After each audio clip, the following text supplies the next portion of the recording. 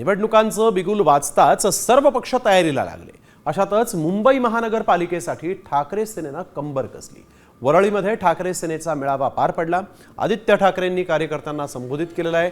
जे करून दाखवलंय ते अभिमानानं सांगूयात असं या मेळाव्याचं ब्रीदवाक्य आहे. यापूर्वी आदित्य ठाकरेंनी सिद्धिविनायकाचं दर्शन घेतलं आणि आपल्या निवडणुकीच्या प्रचाराचा नारळ फोडलेला आहे. आणि आदित्य ठाकरे हे आपण बघतोय वरळीतून बीएमसीच्या या निवडणुकांसाठी आता मैदानात उतरल्याचं दिसतंय.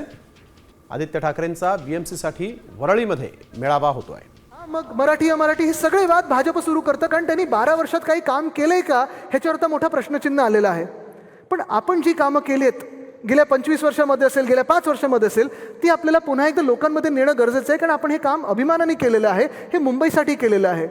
हे आपलं गिरगाव चौपाटीकडचं व्ह्यूइंग डेक,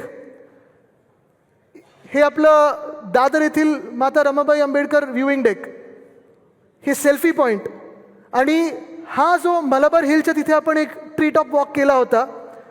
न्यूयॉर्क